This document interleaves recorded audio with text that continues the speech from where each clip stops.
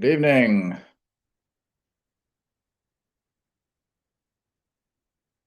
Looks like a Christmas pudding punch bag you've got hanging up there, Andy.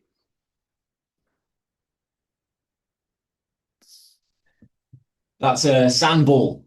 So Oh, for nice. conditioning, it does Yeah. look like a Christmas pudding, though. Yeah. Yeah. So we've got the sandball and the speedball. Oh, yeah. Tennis speedball, is it? Fantastic. Yeah, bit of fun. Oh, and I should take the arms off that.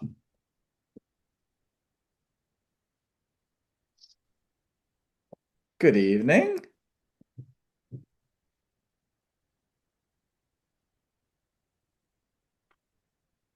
Hello.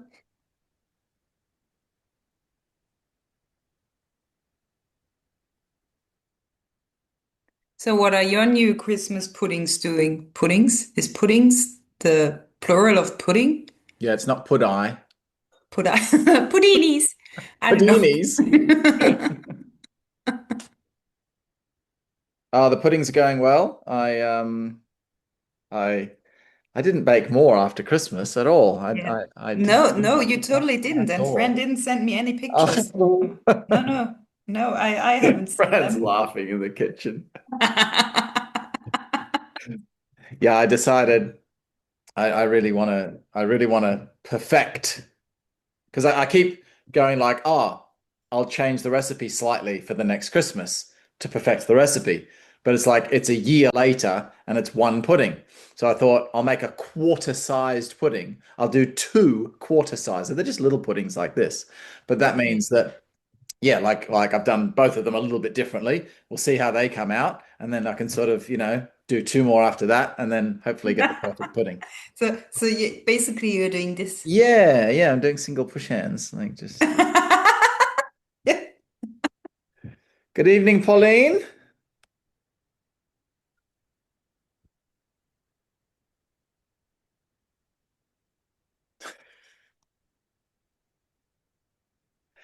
All right, so we're going to do as we did last week. We'll start off with just a brief warm up, get our bodies moving, and then proper class will start at 7 o'clock.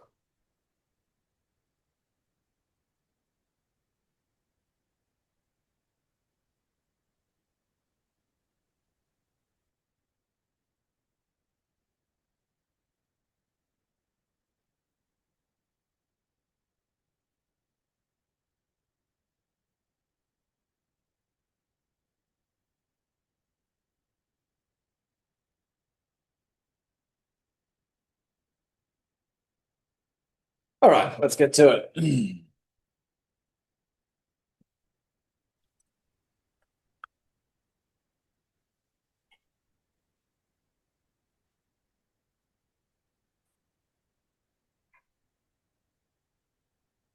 So let's just get moving a little bit. We'll start off with the same one we did last time. So this is a really important one for your Taiji training in general. So sitting down into a nice long lunge, getting a nice stretch through this back leg, through this hip flexor region, pressing your heel into the ground, and opening up the body, leaning back, furthering that stretch through here. In breath, and then out breath, sinking down. You can put your hands on your knee or on the floor as you drop the other knee to the floor. Okay, then the knee is a little easier, the floor is a little more difficult. Sit back onto your rear foot, come up. Again, if you're struggling, put your hands on your knee to help yourself get up. If not, just push off the floor to lift your knee up and then into the same movement again. If you find both of those quite easy, then just don't put your hands down at all. Remember to listen to your own body. Don't break it. Don't do the difficult one just because you want to look tough. Always do the one that is suitable for your body.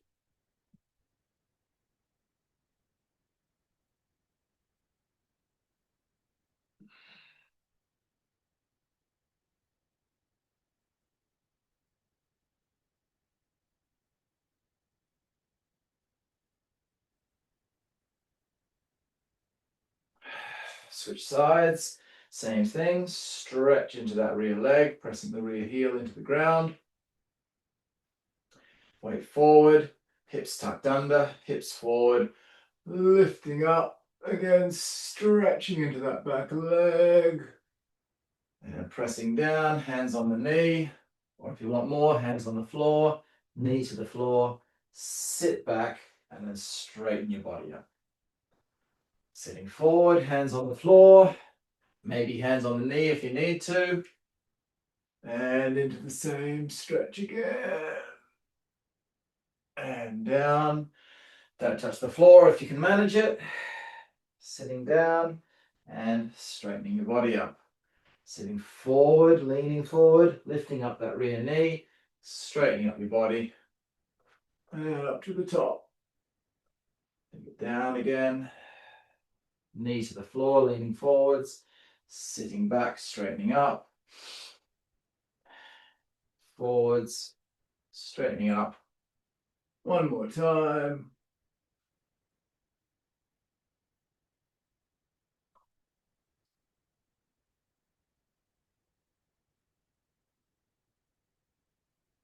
And okay, standing with your feet shoulder width and parallel. Just lean forward, keeping your back nice and straight. Okay, a little bit of a bend in your knees, just leaning forward like so. And just giving yourself a bit of a stretch through your hamstrings. So just sort of wriggling from one side to the other, pressing, straightening one leg and bending the other. So the leg that I'm turning towards is the leg that I'm trying to straighten a little more. And then I turn towards the other leg and straighten that one a little more. So you just get this little alternating stretching movement happening. You can do it with your hands on your knees like I'm doing now, or you can take your hands off your knees to engage your lower back a little more, engage all your spinous erectus muscles, your glutes and so on. So it's a bit of a stronger workout. And then go all the way down, touch the floor if you're able to. Now if you can't do this next bit, just don't do it, just come back up. But if you can sit down into a squat, like so, that's what we want. If you find you're falling backwards when you do that, just put your hand behind you like that, and then put the other hand behind you. So you can still get into the squat. See, my center of gravity is much further back now, simulating someone with really tight hips or tight ankles. So if that's the case, you can put your palms or your fists or even your fingers, whatever's comfortable for you. So you can get into this nice mobility routine, even if you're less flexible, less mobile in the hips and so on. But preferably, if you can do it correctly without the hands, then that's ideal, but not if you're falling backwards. Lift your bum up, stretch into those hamstrings a little more. Okay. And drop it back down. Lift it up. Drop it back down.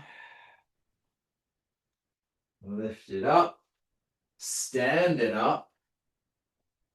Drop it down. Drop your bum. Lift your bum. Lift your head. Drop your head. Drop your bum. Lift your bum. Lift your head. Drop your head. Drop your bum. Lift your bum. Lift your head. Okay, let's go down onto the floor. Oh. Let me move that.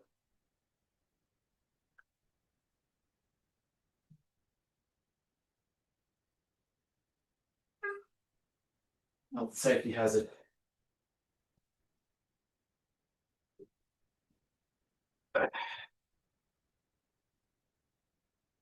Right, so sliding down, similar sort of thing that we were just doing, onto the floor.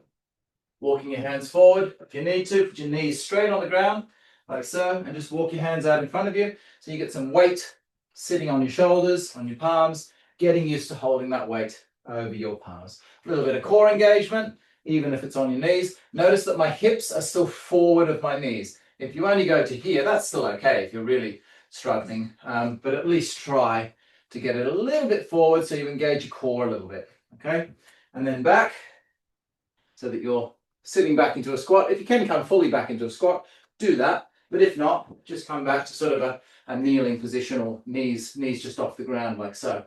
Obviously, if you've got a bit more strength in your shoulders and your core, just keep your feet off, your knees off the ground like so.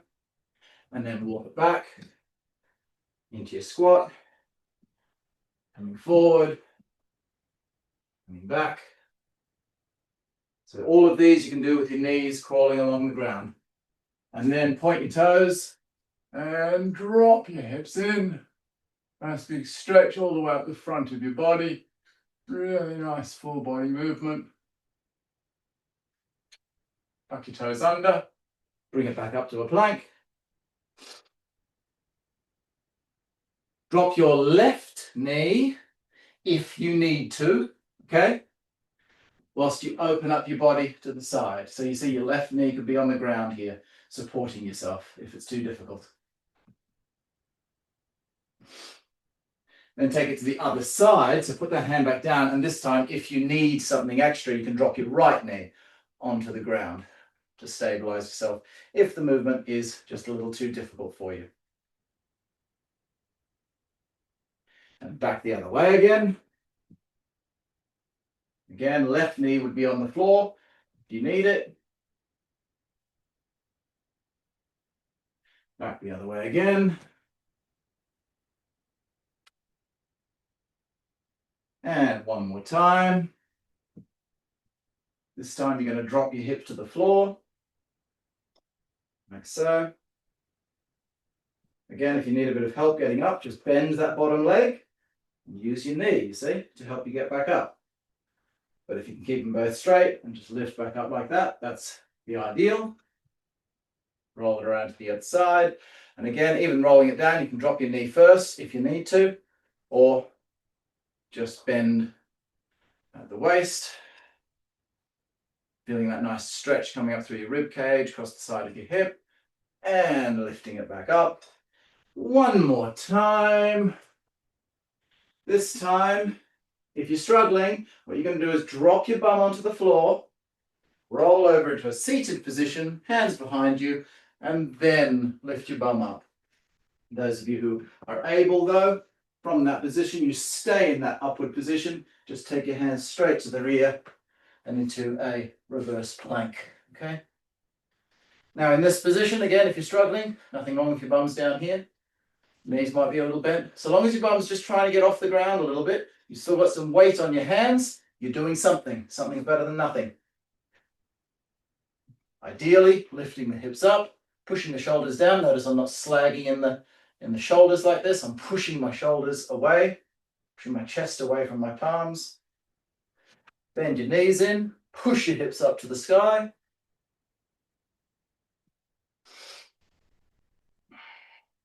Straighten your legs out. Same thing to come around. You might want to sit down and roll over onto the side, or just take it straight to the side into that position. Back to a front plank. Anytime, drop a knee if there's too much pressure on your arms. Bring one leg forward, sink, and stretch routine. Point your rear toe, just lengthening through that back leg and sinking down through this front leg, getting a nice stretch, trying to get as low as you can into that movement.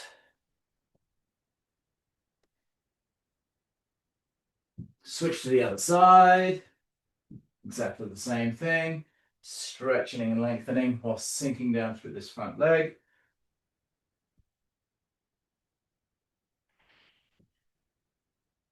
And then last one, switch sides again. Stand up onto the ball of this bent leg here and sink down with your hamstring here. Just wriggling and moving around, finding out your tight spots.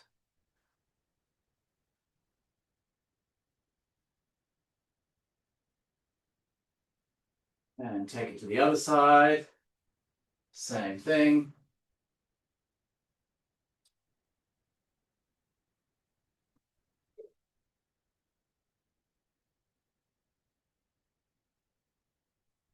Come into an open squat.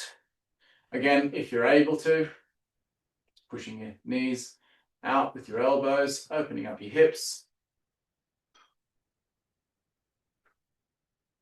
Come back to a parallel squat and then stand up. All right. Small sensor time.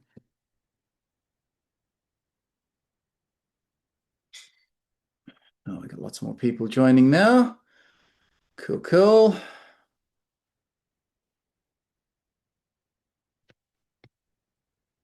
Just going to change my mic over whilst we give anyone an extra minute.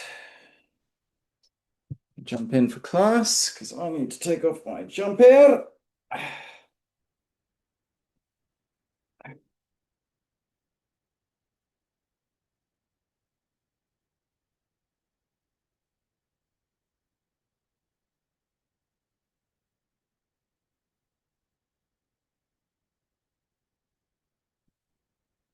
Oh, hey, Terry. How's it going? Good to see you. All right, let's get back into our small sensor. So I'm just going to do a brief, we'll start off, generally speaking, we start off, since this is only the second class of these new classes that I'm running, we're going to start off with a little bit of revision, just a bit of a refresher of what we did last time. I'm not sure if I mentioned that last time or not. The idea of these classes is that you just do the class and then do the next class. Of course, if you finish a class and, sort of later that week, because it's only one class per week for each subject, if later that week you kind of feel like, what the hell was that he was talking about? And you're really confused or something, by all means, do that class again. If you have time to do each class twice in a week, it'll give you a better understanding for sure. But the way that I'm running the classes is more like it's a training, it's more like a class. For example, if you were coming to my local class down in Abertrida once a week, you wouldn't record the class and practice with it. You just learn from the class and then practice throughout the week, come back the next week for more. So yeah, like what I'm saying is in these classes, I will always go back and look over that stuff we've done to revise and, in case people have got questions and things like that. Okay, so let's begin with the footwork. I had a question by email about the footwork as well, so I think that'll be answered in this little recap anyway. So let's just get back into our little swiveling routine, revise that, and then we're going to get into some of the more martial applications of this form. Okay, so remember we just swiveled to the side, swiveled to the side. Like so, like so. Okay, now, as we're recapping, I'm going to add in a couple of extra little details, okay? So obviously we're shifting into the back leg each time. The weight is on the back leg every time we're swiveling for this basic swiveling, okay? About 90%, not like 100% like that. You'll notice when I pick my foot up, you can see there's just a little, there's a little shift of my weight in order to pick the foot up. So when I swivel, there's a little bit of controlling weight in the front leg, but I am dominantly weighted on the back foot. The knees are bent down, so of course I'm sunk in my back leg here, and then I'm transferring across and sinking down through that leg each time. There should be no component of this. See how my head's going up and then down and then up and then down. Try and keep your body nice and level. So you're shifting from one leg to the other. You're not straightening one leg and then bending the other leg. You're transferring. So this one starts to straighten at the same time this one starts to bend. So your head height more or less stays the same. You don't need to get a measuring device out and check if it's moving millimeters, but so long as it's not kind of, obviously bobbing, then you're pretty much good to go. Okay, so that's our standard basic swiveling. You do need to lift the balls of your feet off the ground. If they're on the ground, hear that? I assume I'm not sure if you can hear that through the mic, but now my toes are swiveling on this, sliding on the ground. Now, listen.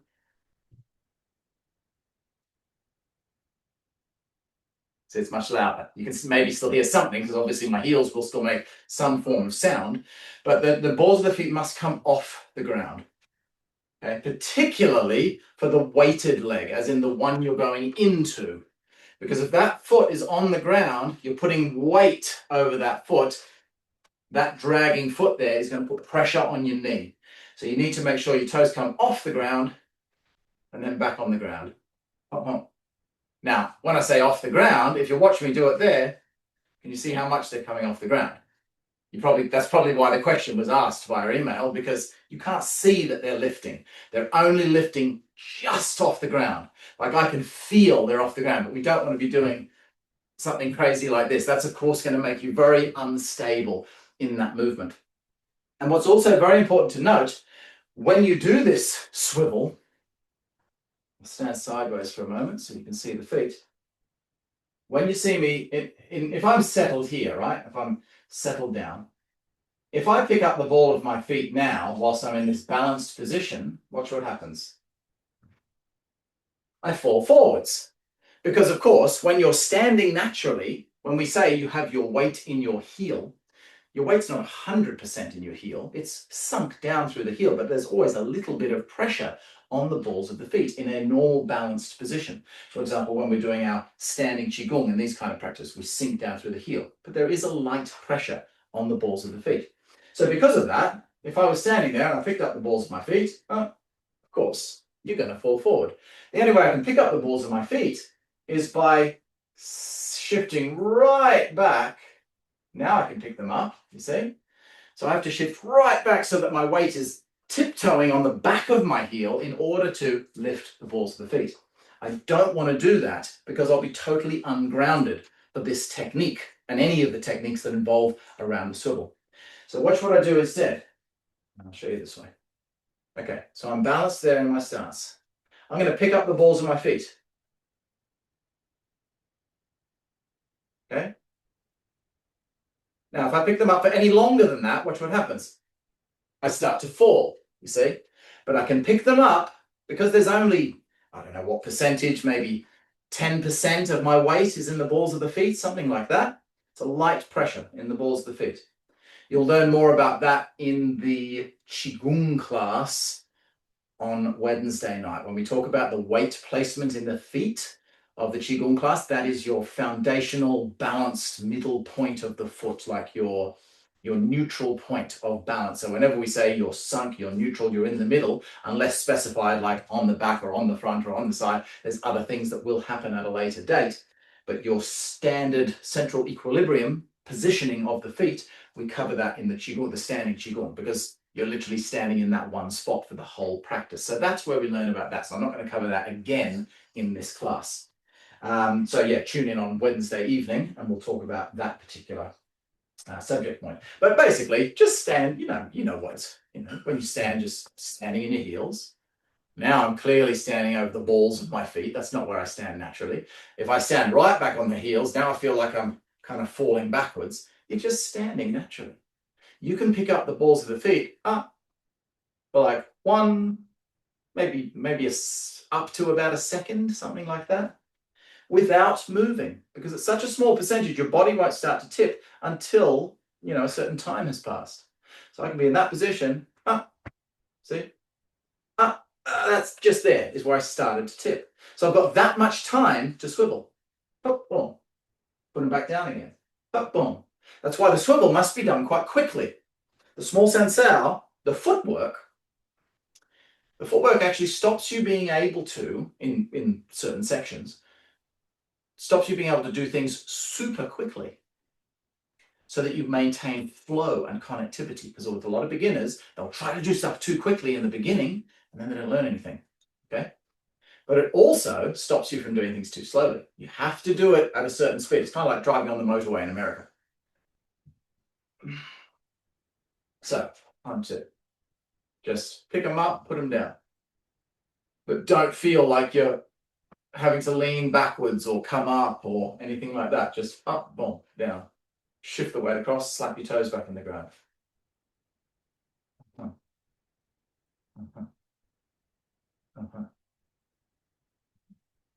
Now the same thing applies when we take our step. There's our little step forward that we did last week. Now the same thing applies only to the rear foot this time. The front foot, of course, the whole foot has to move, so the whole foot comes off the ground, see? Like so. Now because this one's kind of dragging back, it's not swiveling as such, that one can actually very gently brush the ground, like so, because there's no pressure on it, you see, because your weight's going clean off it before it moves. You see, there's no pressure on it. So it's okay for a foot to be sliding on the ground if there's no pressure on it. But if you've got weight on it and you're dragging your toe along like that, you're going to damage your knee, you see. So, like so. And even that earlier when I said about the foot coming off the ground, the balls of the feet coming off the ground, they kind of come off the ground, but to the point where it might even look like they're on the ground. You know, like if I'm wearing a sock, because the sock is a little thicker and soft underneath, it's like, you know, it's like they're doing this, you see? So you might still feel the ground just a little bit. Now there's pressure. Now I can feel friction, you see? Now I can feel something, but no matter how fast I do that, I'm not getting any friction burn. I'm not getting any of that warmth built up because it's just that tiniest, lightest pressure. Now, I'm not saying you have to get it exactly like that. That's a little tricky to think, oh, not that much, not that much.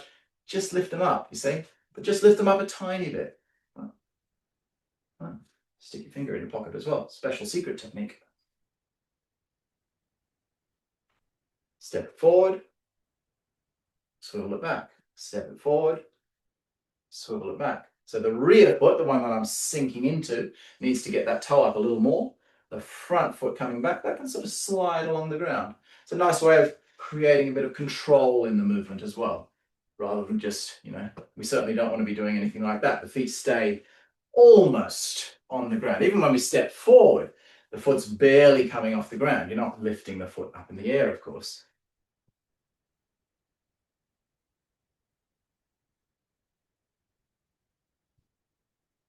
Remember about keeping those feet parallel, or rather bringing them back into parallel, because they're not parallel here, of course, like so. You must make sure, click, they get there together, on point, both pointing the same direction.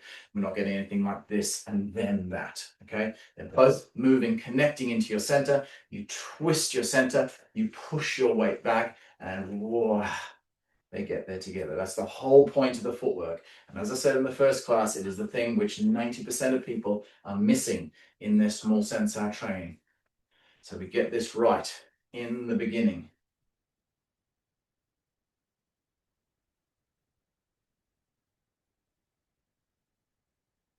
Throughout your week, between classes, do this, okay? It's very common where I'll teach this as a class. So whilst you're here with me, of course, I hope you're all doing this. You're not just sitting there on your couch watching me do all the work. The whole point of these classes is follow along. So you're doing this work, you're learning it. Doing Taiji, anything to do with Taiji, it's about repetition. It's about doing the movements. Like I was giving Fran a Bagua class today, and she was doing one of the movements in the second palm change, I think. And I just said, okay, do it. Gave her a couple of corrections, and she kind of, she got it much better. But then there was still some problems there. But I didn't tell her about the other problems. I just let her do it for another 5 or 10 times. And then I had another look. And they'd iron themselves out by themselves, you see. So a lot of what we do is just simply about repetition, doing the movement. If you go like, yeah, I understand that. Cool. Okay. What do I do with my hands? You see? You don't truly understand that yet. It hasn't become natural for you. If you have to think about it, then as soon as you add something in with the hands, you start thinking about the hands now, not thinking about the feet, you see. So in your own practice, what I'm saying is, if in today's class, we do a little bit of this stuff, the footwork stuff, but then I say, okay, now we're going to learn these techniques, you see. Don't throughout the week only practice the full technique. Start as a warm-up, like when you do a session, maybe you do a half-hour session each day or something. Start a little warm-up. Just do the footwork, because when you only do the footwork, you're focusing 100% on the footwork because you're not doing anything. You haven't got any thought going into your hands. So treat that as a warm-up. Do 5 or 10 minutes of this, funny-looking, silly little back and forth swiveling thing. You don't know how important it is. Then you can say, okay, boom, and start thinking about the hand techniques. And that way, hopefully you won't lose the foot techniques. Okay, let's carry on. So as I say, we will do some of the repetition stuff during class, but obviously you've got a whole week of practice. So something as simple as that, that's something you should be practicing on your own. You don't need me here for a whole hour or, 3-4 times a week, just standing here doing this. It's a very simple movement. And even if you do feel like you want to watch me while you're doing it, chuck this video on. You've got me there doing those movements for the last 10 minutes. So, just play that each time you want to do it. Follow along with this class kind of thing a few more times in the week. Okay, so now we're going into this movement here.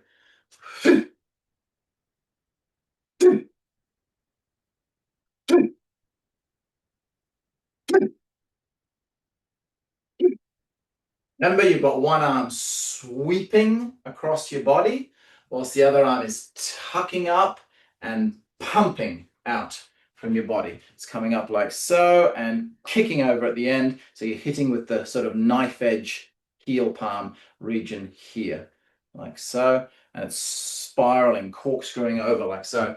Whilst the other hand is striking out this way. Eyes on the front, head where your shoulders facing, or your head always points where your shoulders point.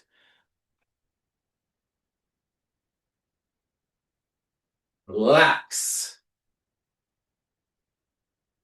This is not relaxing. This is me lowering my hands. Just let go. Completely let go. Let go. Slower. Let go. Hold your hands up for like a moment. There's no set time, but it shouldn't be something like that, you see? It's not that. You maintain your structure for a moment. Think like until the danger's gone. He swings his punch at you. Boom! Oh, yep, he's on the ground. Shit, that worked well. Okay, now I can drop my hands, you see? That's sort of the idea. The idea is not as a fighting technique anyway. It's just to loosen the body, to teach the body to be loose. But we don't want to train bad habits into our body whilst thinking about looseness. And doing a strike and then dropping your hands instantly would be a bad habit from a fighting perspective. So we go, you see? Now that was a bit exaggerated, but it's just that moment. See, that's the sort of feel we want to the movement.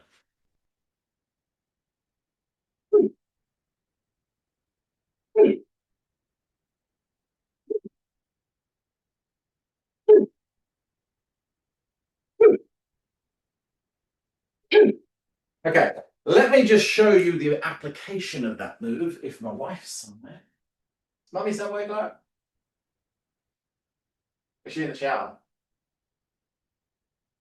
Ah, okay, can you tell her at her earliest convenience that I would like to show an application? She's currently occupied. But I think she's filling their bath, not her own bath, so she should be good to come and demonstrate in a minute. Oh, here she is. Here she is. Hello, darling. Okay. Application of this movement. So first move, small sensor, swinging punch. Okay, just like that.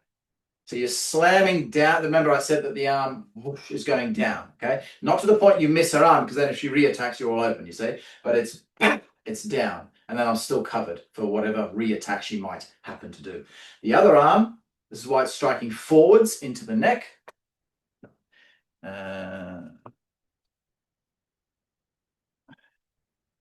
She had to wear a turtleneck tonight, didn't she?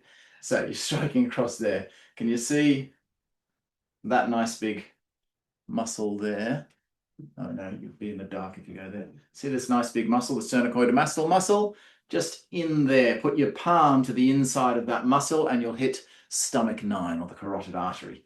Okay, now, someone attacks you, boom, you sort of shoot your palm out. Are you going to be thinking like, where's your sternocleidomastoid? I just want to put, no. It's such an easy point though. Like I'm giving you the specific point there. The great thing about neck strikes is you've got the bullseye. That'll cause, instant knockout if you hit that smack on the bullseye. But even if you hit somewhere around the bullseye, it'll still probably drop the person to the ground, or at least kind of weaken them for you to land 2 or 3 more shots. That's the idea of good, practical dim mac. Dim mac that only works with absolute pinpoint accuracy. And if you hit just a little off center, it doesn't work at all. That's useless dim mac, because no one has ever in the history of martial arts had that kind of accuracy, because the other guy's moving around. He's not just standing there going like this. So that kind of dim mac, it works in demonstration, but it's useless in a real fight. So the strike across here, I just aim at the side of her neck, you see? Just slam your palm straight forward, put your finger roughly so it's underneath her ear, little tip of your little finger, like so, and just straight down the side of her neck. When she throws the punch, you see, she's front on. If she's front on like that, now I can't really hit the point. I feel like I need to strike that way to hit the point. I'd be better off striking her straight across the cartilage here, across the front of the neck. But she throws this punch. Now look where her neck is, you see? She's turned. So now that side portion of her neck is directly here in the front. So my knife edge palm drills out, boom, and straight through into that particular point there. Whilst this one is striking down neg 1, pericardium 6. Oh, look at that. Did you put that there? That's right where pericardium 6 is. Yeah, roughly 4 fingers back, again, in there. Again, you don't have to hit pericardium 6. You hit here, you hit here, you hit anywhere around that region in a downward action, and you're going to drain and weaken the body, especially if they don't have really solid conditioning against it. Even myself or my father, or people who are really well trained, you take a proper full-powered belt. Sure, it's not going to stop someone like me, but oh, I can still feel it. So if I can feel it, and I've done 20 years of forearm conditioning, the average Joe in the street who might swing a punch at you, he's not going to have that conditioning, so he's going to feel it more. You're not going to finish someone with a strike there, but you'll certainly weaken him to make this strike that much more effective. Okay, so that's the idea of the movement. How it works in the form, as a training exercise, not as a fighting technique, but just as a training exercise, we just stand here like so. Fran throws her swing punch, boom. We both drop our hands. She swings the other side. Boom. Drop and the other side. Boom. You see? So you just boom, boom, boom. You just go back and forth like that as a training exercise. From a martial standpoint, I'm going to explain to you throughout these classes how these postures work, how we train them, but also what they mean from a fighting point of view as well. So in the little drill, you're sort of just learning. It's just a nice little drill to learn body mechanics, you see, just doing it back and forth. From a fighting point of view, this one's not really that different. The how you move your body and so on is pretty much exactly the same as it's done in the form. Now, she swings that punch at me. It's boom. You see that? That's exactly what I've just done in the form. Sure, in application, my feet might adjust a little bit according to what's happening. Because in the form, it's like you're doing that exact punch. She's standing at the same distance, that kind of thing. It's a set little choreographed drill. Later on, though, we play around with it with different distancing, different angles and things like that when we start looking at it from a fighting perspective rather than just a learning body mechanics perspective. So I might slip that foot a little bit. Instead of only doing the swivel, I might slip that foot forward. I might slip that foot a little bit to the rear. I might slip that foot a little bit to the front, depending on her positioning and her pressure coming through. So that's really the only difference. The technique itself, the strike here and here, is pretty much the same. Now, the one question I quite commonly get, so I'll just share this with you, is someone throws a big swing punch at you. Why wouldn't you want to sort of, get more out of the way? She throws that punch and boom, I'm sort of, yes, I am sort of shifting my weight to there. So I am a little bit moving over this side, but I'm not like really getting out of the way. Well, that's quite simple, really.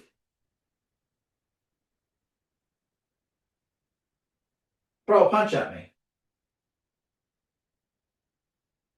Simple as that. You won't always be in an open space when someone swings a punch at you, okay? Stepping backwards is generally a bad idea in self-defense because you don't know what's behind you, as you saw in the warm-up class earlier when I nearly tripped over my barbell. because I stepped backwards, didn't I? And this is a room that I know. You're down the pub or something, you do not want to step backwards in a fight. So she throws that punch. Sure, I could step backwards and get out of the way, let it go past and then come back. Sure, but then I trip over something and then she's kicking my face in with her boot. I can't move that way because maybe my daughter's there holding my hand. Maybe my wife's there. Maybe there's a bar there. Maybe there's whatever on that side.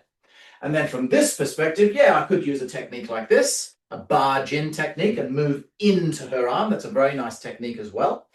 But that's not going to work if I'm caught off guard, right? I'm standing here talking to someone. She swings that punch. Whoa, you see, I've got more time before this punch gets to me if I stay with my body on this side. If I'm there like that, she throws that same punch again, and I go, what? Damn it. See, I didn't get the structure up there in time. Because I barged in, it gave me less time till the point of contact with her arm, because I want to meet the punch. So the only time you can use a barge in tactic against her punch is now. All right, she's going to throw that punch. Oh, yeah, okay. Because I'm ready. What's she going to do? I can see her load that punch. Like, I'm in the fight already. I'm not just standing here having a chat. So that's what we're assuming. That's why the hands start from down here, of course, because you're assuming, whoa, what are you doing? Like, you're not ready for the fight. That's the first application of small sensor. Thank you, Don. Thank you. So obviously these classes, I'm going to be primarily focusing on the form, the body mechanics, the learning how to move our body, right? But I will give that little explanation at the beginning of each application so that you understand why you're doing these movements. Okay. Now, I want to at least take you on to the next movement tonight before we get on to our bag work side of things. So we're going to finish here like so, okay? Now, we do this whole form on both sides, so whichever side you're starting on, doesn't matter, you're going to do it on the other side as well.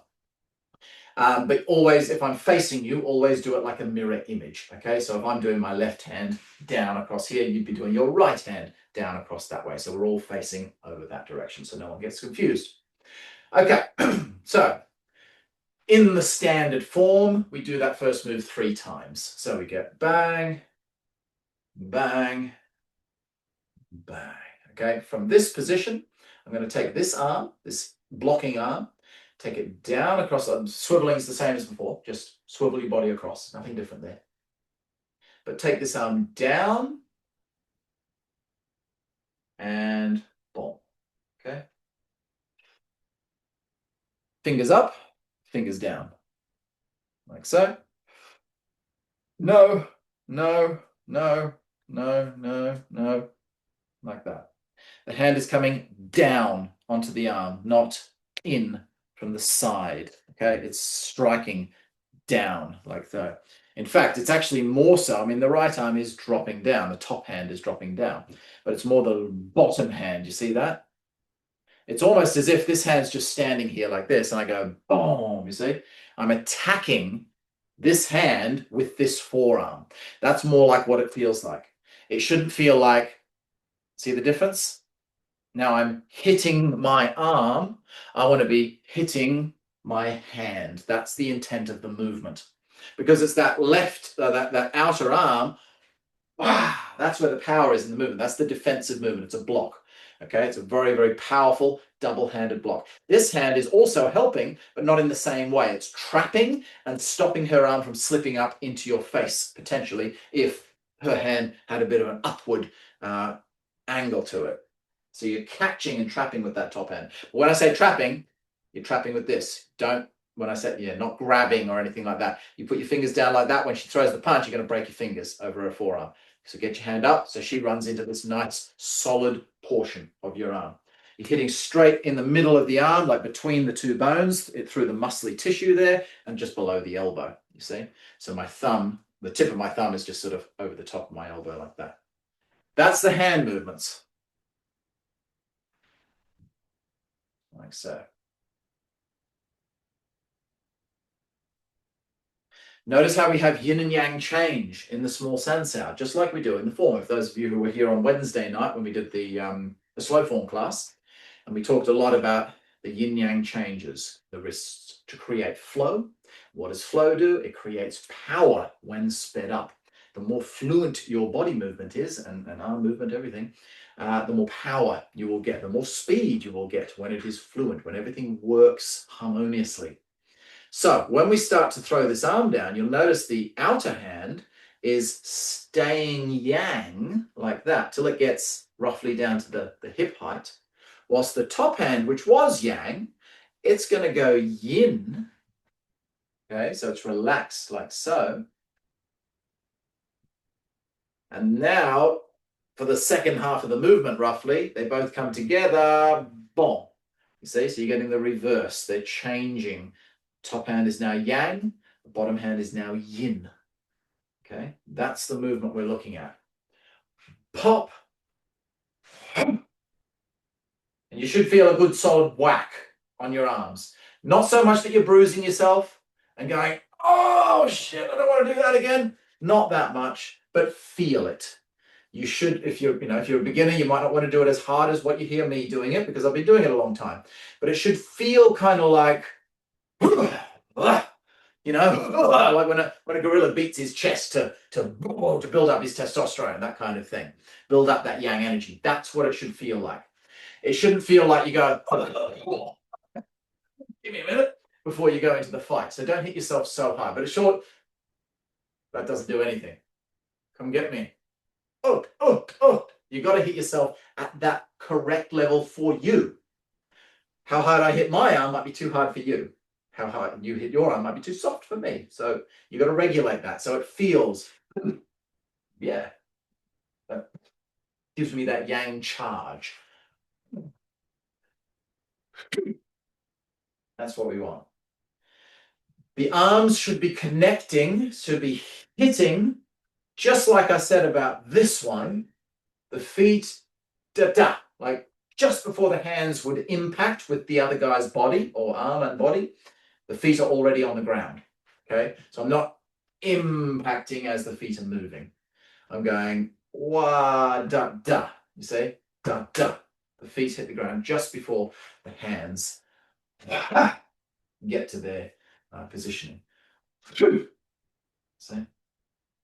Now this one, the weight distribution in this technique is a little bit different than this technique. Notice I'm a little further back, okay? It's not much. We call this one 90% back. This is about 80% back. So it's still a back-weighted stance, but there's a bit more structure and movement, which you'll learn more about as we talk about the more details of the applications and so on. But it's very important that you don't do this one fully sat back like this. It's about 80-20, okay? Rear weighted for that one. Get your hand right up. A lot of people be lazy with this hand. When they do the partner form, they break their little finger. Get your hand up, nice and yang.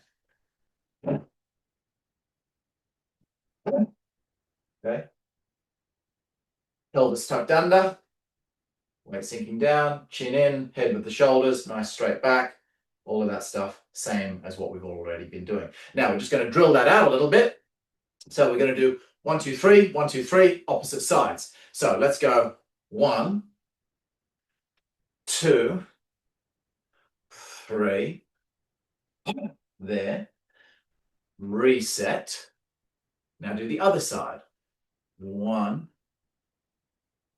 2, 3, exactly the same move. Outer hand goes yang, front hand goes yin. Bring it across and take that block, okay?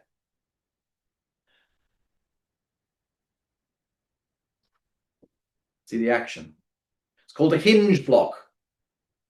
Here and here is the hinge, okay? That's where it's attached. This is the door. See? This is not a hinge, okay? Because the whole body's turning that movement. I mean, the whole body also turns like that, but that little movement there is where it comes, where the name, the hinge block, comes from. Like so. See, can you see how the elbow there is flicking? It's like the hand's staying where it is, shoulder's staying where it is, but the bit in the middle, and now I'm exaggerating, of course, it's very subtle when done in practice, boom, but it just brings all the intent to this portion of the arm. If you just do this, like a swing, then there's equal amount of intent here, here, and here. So I want to go just on contact as a little concentration of power into the upper portion of the forearm. And that also makes sure that the power, you see, is going across. Be very careful you're not doing something like this, lifting the arm up. See a lot of people doing this kind of thing, the arm's up here. That means you're taking that block and trying to sort of lift his arm up. We don't want that. The block is actually taken here. The power is going laterally across your body. And if anything, it kind of goes like this.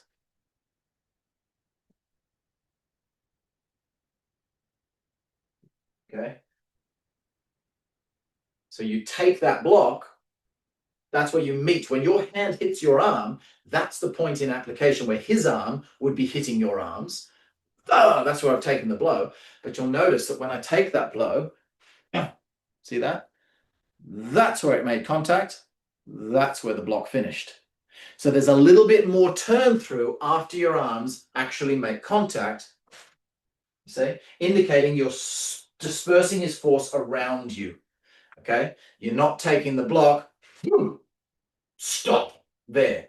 You hit, there's a little bit of energy transference so that his force, essentially he throws that block and he kind of gets a little bit dragged around you, assuming he's off balance, which most people are. If he's a really well-trained fighter and totally on point with his balance, then that's not going to happen to him.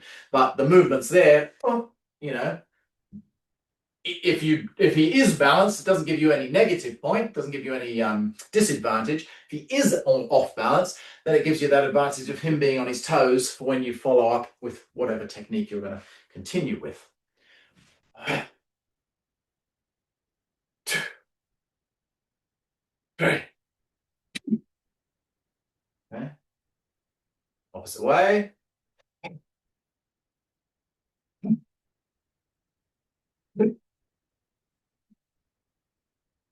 Now you might notice the movements that we're doing right now, the main aspect of what is small sansa, sorry, not Taiji, what is small sansa, at least the first time that we learn it. But even at the later stage, it pretty much always stays kind of like this, what I'm about to say. It is large and exaggerated, but for good reason. Some stuff we can't exaggerate, and you just have to learn it when it's the right time to learn it. But a lot of stuff, you can make it bigger to help you to understand it. Everything we learn in life is, there might be an exception to that rule, I'm sure, but most stuff is easier to understand if you make it bigger, right? Think about a microchip. We started out with computers that were the size of a house. Then gradually, if we'd been trying to create a processing chip that big from the start, we would have, what the hell, I can't even see it. What are we doing in there?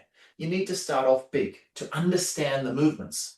So you look at a movement like this, you see, and a lot of people will see that, you know, on YouTube or something like, oh, how would that ever work in a fight? And I always answer, well, it wouldn't. It's not a fighting technique. Or it kind of is, but it's a grossly exaggerated fighting technique to learn about certain principles, to make sure that we're getting that twist of the center, that grounding force, that yin and yang change. If I told you from this position, okay, you throw your punches, you're fighting someone, all right, there's your little block. What was that? You're not going to understand the movement. And even doing it a little bigger, like, okay, sort of from here, boom, something like that. Boom, okay, yeah, I'm kind of getting it now. But maybe you're missing the yin yang in the hands. Maybe you're missing the twist. Maybe you're missing the sink. Something. By making things a little larger in the beginning, which is what small sansao is for. It's for your foundational movement patterns. Go on to large sansao when things start looking a bit more like from a practical fighting point of view. We learn much better. Whoa.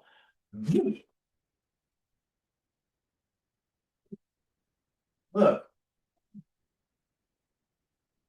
that big, the movements.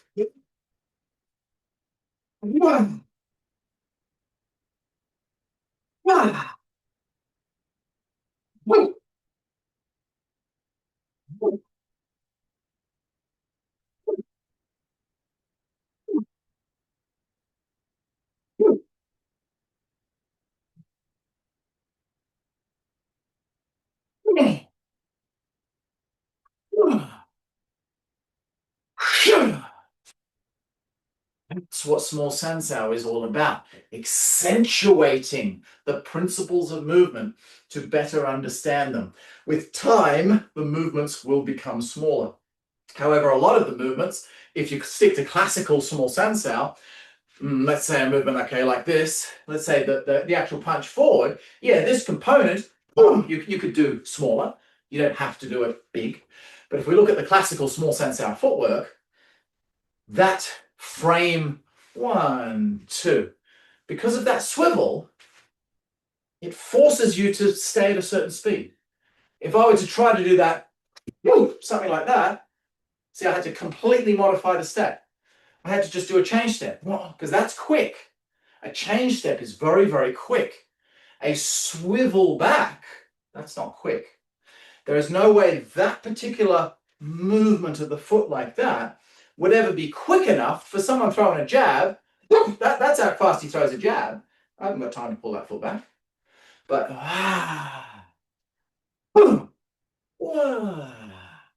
now I'm learning about circles. And then later,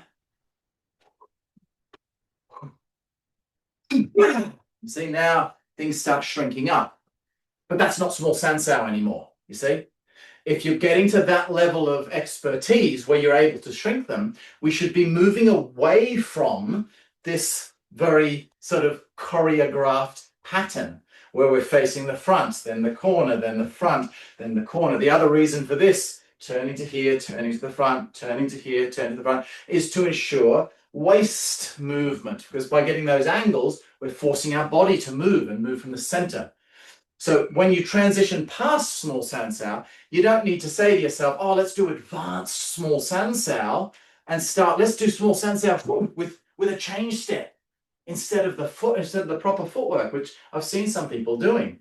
So, well, if you're at that level of proficiency, why are you doing small sansao? Do the techniques of small sansao by all means. The techniques are lovely, but do them in a much more free-form manner with in your sparring or something like that. Bang, this kind of thing. Don't sit there and try to mix a foundation training exercise with really proficient combat sparring type of thing. You see what I mean? So those two things shouldn't really be mixed. Keep your small sansao as what it was designed for. Then do offshoot training and all your other training, like large sansao, like your sparring and your push hands and all of that, to when you shrink things down. Okay. Let's take that block. There. Take a step forward. Leave your center where it is. So don't turn to the front. Leave your center over here where it is. Grab with this top hand. Just imagine like you're grabbing a wrist or something like that. Grab with that hand. And then turn your body to the front. Just turn your body to the front. Make a fist. And extend your arm out to the side. Bang. So I've got his wrist here. And I've back fisted him across the face. Across the jaw, back of the neck. I'll go more into detail of that when I get Fran back in another time. But just the basic body mechanics of it. Here like so. Grab and step and turn the center, whack. See?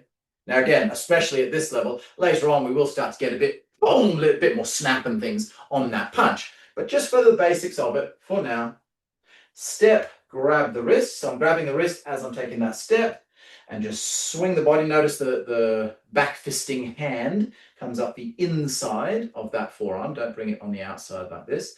Bring it up the inside. Move this top hand out to create space for the back fist to come through, rather than trying to do something like this, because now you're not going to do a back fist, you see. So make space by slide this hand down this arm, throw it out, make that fist, and basically finished product is body to the front, weight forward about 60%, and the fist, which is traveling laterally across my body, and I'm striking with those two knuckles, just a bit of detail, the top two knuckles there. But see how it's kind of in line with my shoulder. It's not here in line with my chest. When you see people doing it like that, you see this kind of thing. That's just the recoil position. It's not the strike itself happening at that position if you've seen someone else doing it at a more explosive pace. So that's the contact point. That's the recoil ready for, what's going to happen next. When we do our slow form variation of that same move, because there's no momentum behind the posture, all it sees is just that, see? Ah. But you can see the intent of that move. It's going on that path. It's shooting the energy out to that path. But because there's no physical momentum, it just kind of filters off on the end and then comes back.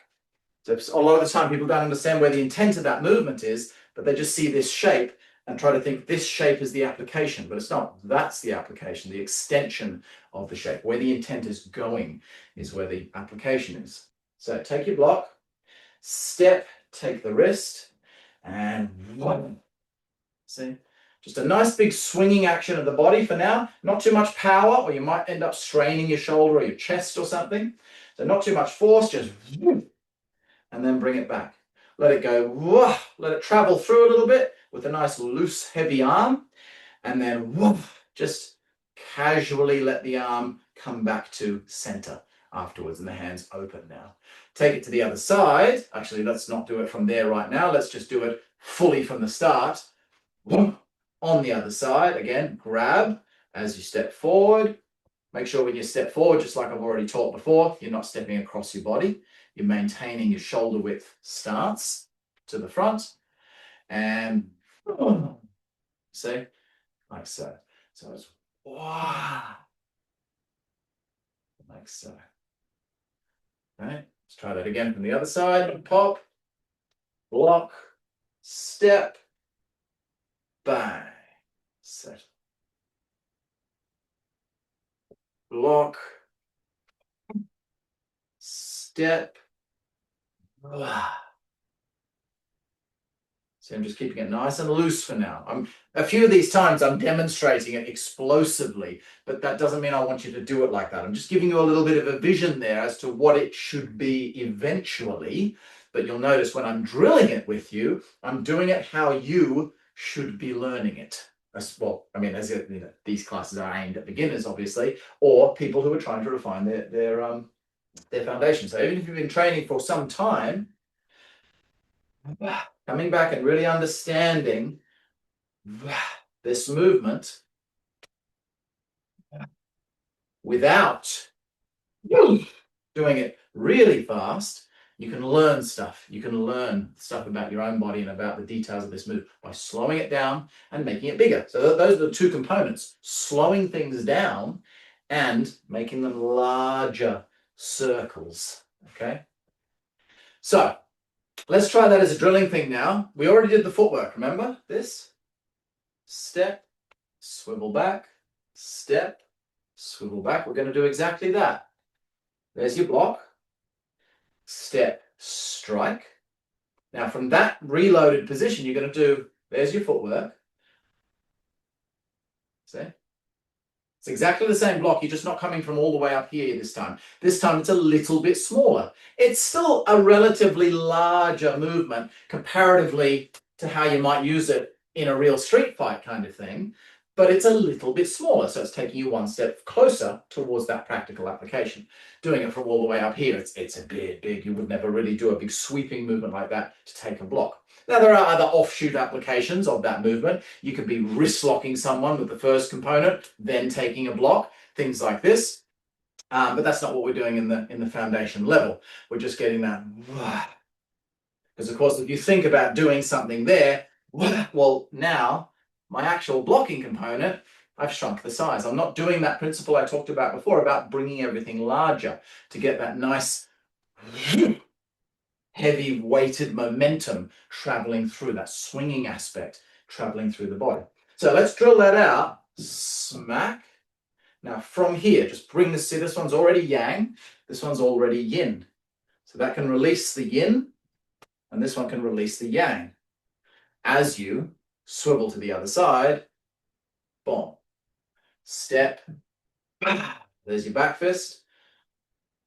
Block. Block. Block. Block. Block. Block.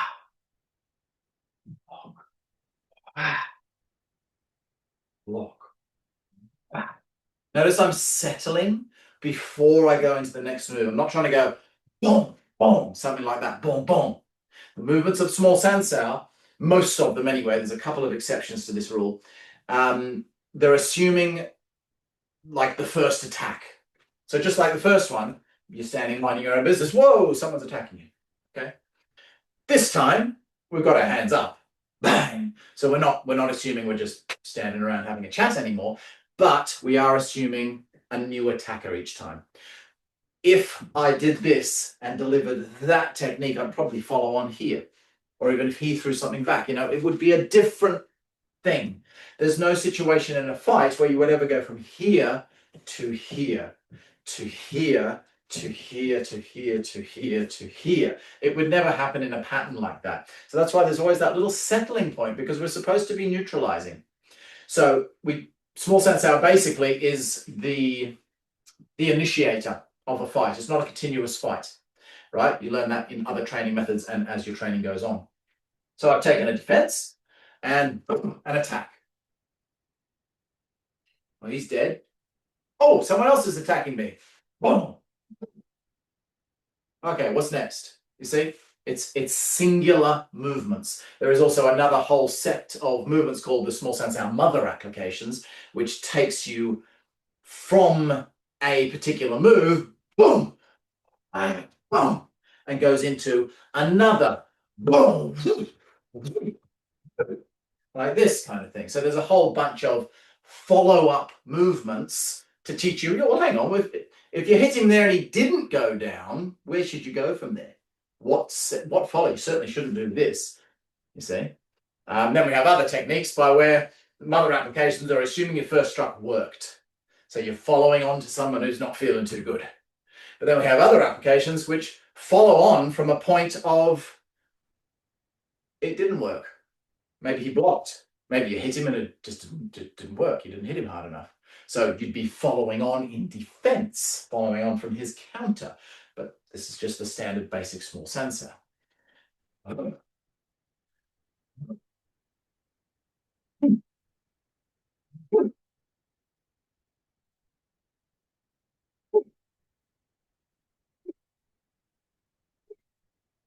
Notice the really important aspect here. When I step, look where my body is. Okay? Be really careful with yourself. Fine tune it, because most people will step like that. See, I've turned to the front.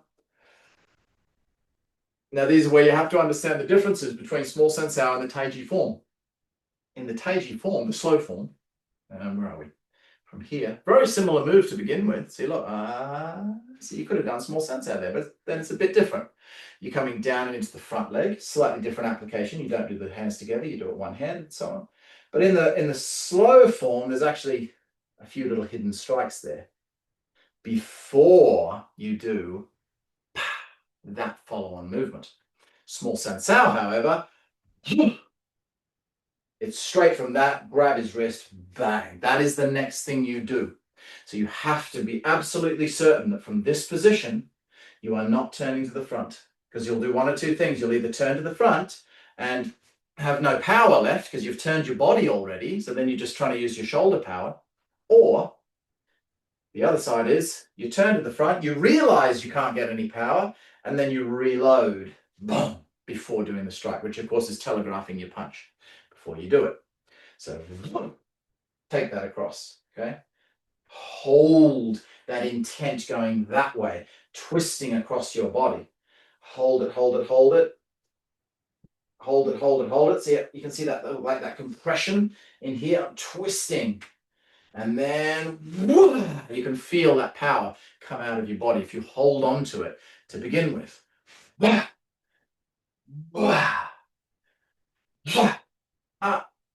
See? And then deliver the punch. You'll feel this much nicer when we do it. We'll do this at some point next week on the bag. As I said, the classes as they go along, we'll be doing some standard bag work where we just do, your normal palm strikes and punches, the really basic bag work stuff. But we will also do the small sansao techniques on the bag. So you get that little bit of feedback. So this is a great one to do on the bag because it'll boom, when you hit the bag with the back of your fist, it'll feel really nice. And if you do this, you'll go, oh yeah, that doesn't work. And then all of a sudden, once you have that feedback, when you start going, well, hang on, yeah, whoa, oh yeah, that's what I want to do. That's where the power's coming from. All of a sudden, subconsciously, your body understands how to get the power. And so your body will start holding the power in.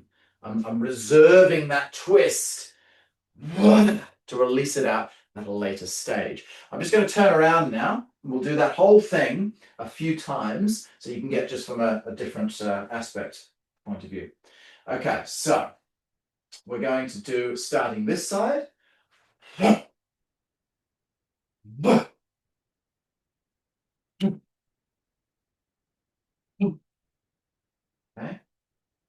Why don't we do the two so that we get this extra footwork? So we'll do two back fists, bring it back. It's the same back fist. Those of you who know the whole form, when you do the whole form, the second back fist is actually different. But for now, we're just doing the same. So we're practicing it both sides. So from here, same back fist. Now, I want you to relax, back to neutral, start the form again, but the opposite side.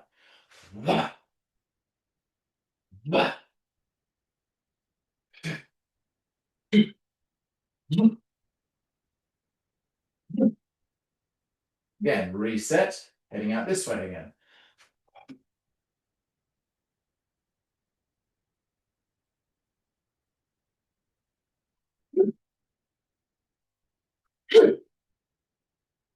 This way.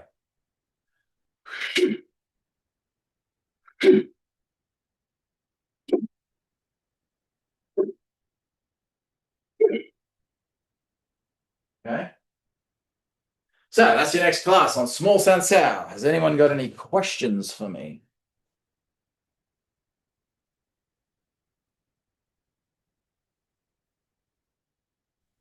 I put one in the chat there.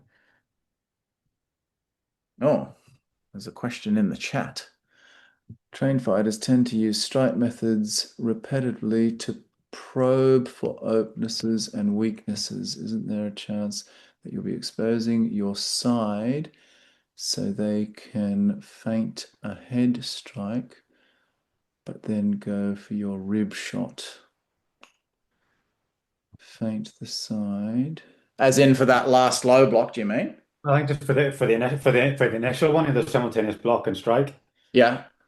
So if I just like I don't know how much you kind of imply it's kind of realistic as a fighting application. Yeah. Because I just worry that if that gets into your head and somebody is like a boxer or whatever is testing you with headshots and then notices that you're tending to do that, then they're going to be like, yeah, next time I'm just going to feint it and then. No, so okay, yeah. So good question. So it is a fighting application, as I explained before with Fran, but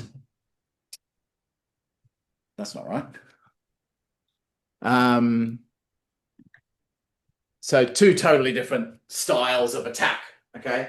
So once you are learning how to fight, as I say, the small sansao is a learning body mechanics, right?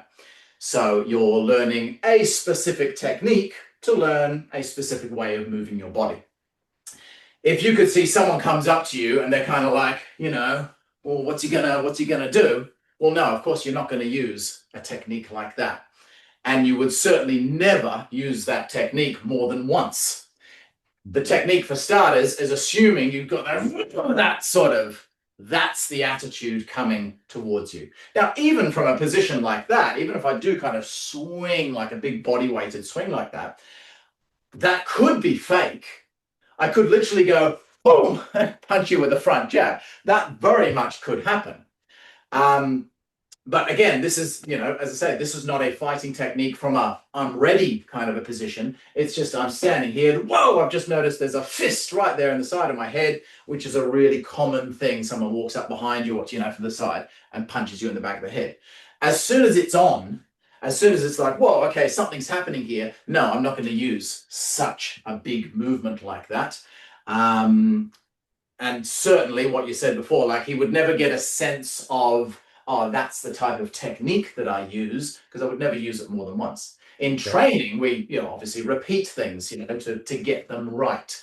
Just like I said before, from there, we just repeat that, bang, we repeat that. We're just learning the body mechanics. Whereas once you start going on to any of the kind of fighting drills, where you're working with a partner, not just drilling body movement, but looking at real body mechanics of fighting and how things interact and what can go wrong and missing shots and things like that, countering, then of course it all becomes a little bit more random patterned in the movement. But yeah, just like any kind of drilling, even in boxing, they certainly, they'll just stand there going 1, 2, 1, 2, 1, 2 for hours on end to drill in that specific technique. It doesn't mean they're going to stand there in the fight and only go 1, 2, 1, 2. So if that was someone who's kind of standing there and they're feeling you out, anything like that, well, no, then I'd be feeling them out at the same time. You see, I would never be committing to one line unless it was 90% sure that that person is committing to that one line in that particular application. Yeah, I think that this is where the small sound sour, it's kind of a this is why I sometimes I find myself kind of rambling about it a little bit when I'm teaching it and not just getting into the doing the form, because it's been so misunderstood over the years and people practice it. And, I remember the first time I saw someone write on a forum, someone who trained with Dad, 30 years ago or something, and he was having a go at Dad on some forum. And he said something like, no, I can tell you straight up firsthand, the Montague system doesn't work in a fight. And someone else said, oh, why? How do you know that? Oh, well, someone attacked me in the street and I tried to use the small sansao and I got my ass kicked. And everyone else in the comment was like, huh? What do you mean you tried to fight someone with a training exercise? Clearly showing that he totally, he obviously just did a few basic classes and then expected it to work in a fight. Yeah, it's like when you see those kind of like the videos of like the Tai Chi masters taking on like real MMA fighters. Yeah. I remember seeing one guy who was supposed to be a Bagua master, and Yeah. he came up to him doing like the Bagua stepping method.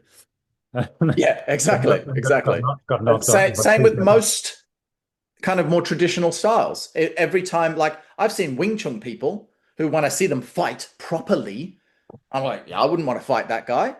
But every single one of these, MMA versus whichever style, they always seem to pick people who don't actually know how to use the thing for fighting. The Wing Chun guy will get in the ring and he goes like this with his feet turned in. It's like, that's a training exercise from Wing Chun. That's not how you fight using Wing Chun. And same with the Bagua, same with the, the Xingyi, I'm going to stand like this because I'm doing Xingyi or something like that. So it's trying to utilize training exercises. What those videos should be titled is MMA fighter versus Taiji teacher or Taiji practitioner or something, because that person is clearly not a fighter. They've never fought a day. They've never thrown a punch. You can see them as soon as they take the first blow, they're like all dazed and they don't know what's going on. So my assumption is the whole thing was just a money-making thing. It's the term master, isn't it? People, that's the thing. Exactly. People assume because it's martial arts that if you are a master, that automatically means that you're like one of the best fighters in the world. And I mean, sure, in my opinion, if you're a master of Taiji, you should have some competence in fighting. But at the same time, there's so much more in Taiji. It's like I saw an interview of this Shaolin monk guy the other day, and it was nice because the Shaolin monks that they're all sort of from the same group, but the Shaolin monks that I saw, they were the performer Shaolin monks. They do the stage shows. They're acrobats. But the way they were putting it across, it wasn't on stage. They came to one of my workshops. They did a demonstration. We had a chat with them, this kind of thing, like through a translator. But they were talking about it like, this is the real Shaolin Kung Fu. This is fighting. This is how we fight. And I'm like, oh, could you maybe demonstrate the application of that move? And it was clear they had no idea of how to fight. But then this other Shaolin monk that Maya sent me a video of, and he was just he was taking an interview, and it was a really nice interview because he made the point to say within the Shaolin Temple, there's lots of different paths you can take to mastery. Because the definition of mastery is mastering the self. Doesn't necessarily mean you're the best at this or the best at that or the best at that. You might be just one of those things. So he made a point of saying, like, for example, most people are familiar with the performance side of Shaolin. And that was the first time I've heard an actual Shaolin monk refer to it as it's just performance. It's not anything to do with combat. But then he would say the combat Shaolin monks, they fight, they spar, they do sanda, this kind of thing. They compete in Chinese kickboxing and things like that. So it's all YouTube for clicks. They just want clicks, and when you see Taiji master versus MMA fighter, yeah. So But it's good. It's good. It's good fun to watch anyway. oh yeah. Any other questions before we do some standing?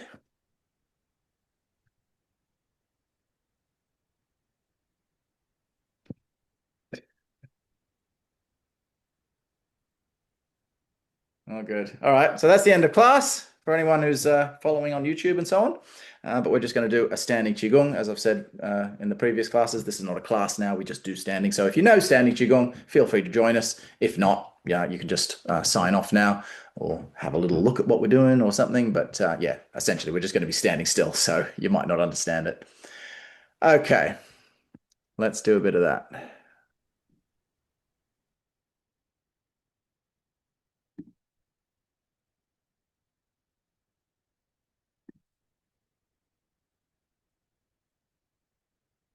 Go grab a quick drink of water because I've been talking a lot.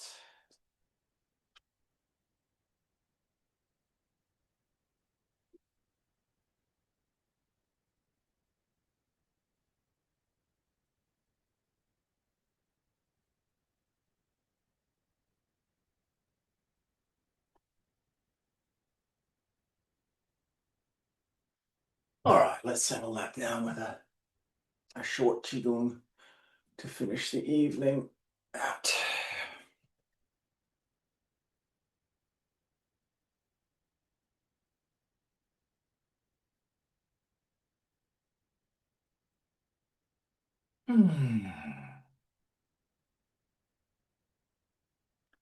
Just do a short 15-minute one because it's already getting quite late, especially for those in Europe, or early for those in Australia.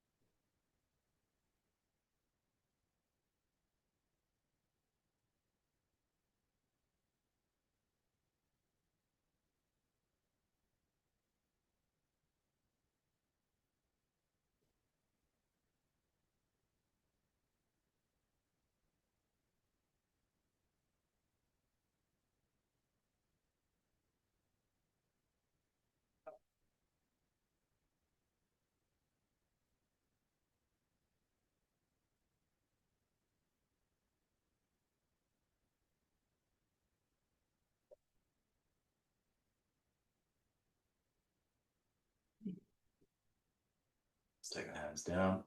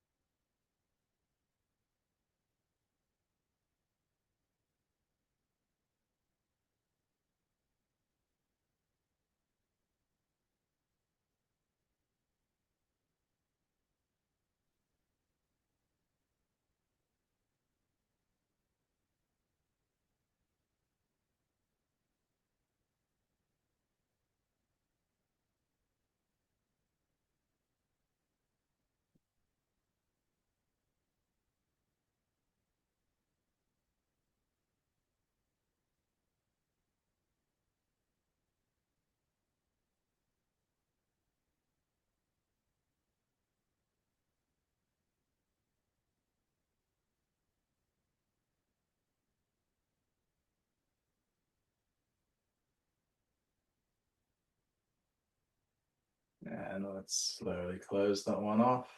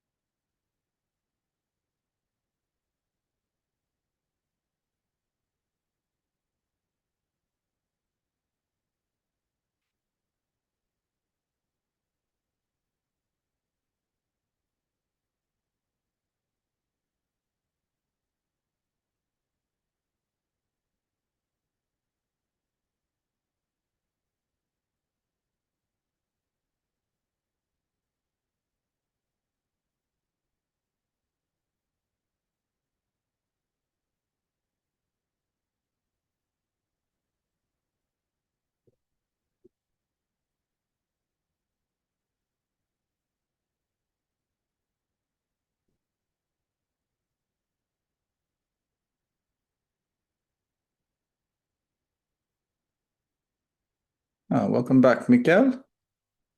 Haven't seen. Oh, that's right. You were away on holiday or something, weren't you? Yeah, been up north. Yeah. I was getting complaints by some of the girls that Mikael and his beautiful beard wasn't there anymore. No, it's back. A bit longer. Yeah. I'm not joking. One of the girls complained, like, "Where's Mikael? I haven't seen him for a while." No, I've been gone for a week. Yeah. But Cool. in Norway and north of Sweden. Oh, nice. Yeah. Bet it was dark up there. Dark, cold, snow, Yeah. no electricity, no water, Oh, okay. nothing but snow. Yeah. Yeah. Cool. Did you see any northern lights? No, unfortunately not. So that's beautiful anyway. Yeah. Yeah. Well, thank you for joining me, everyone. I'm going to go and prepare for bed. Tomorrow we have Bagua in the morning, Qigong at 7 o'clock, and then Deadly Carters in the evening. Qigong session in the evening is 7:45 before Deadly Carters. So hopefully I'll see you all at some point soon tomorrow. If not, see you when I see you next. Have a lovely evening. Bye.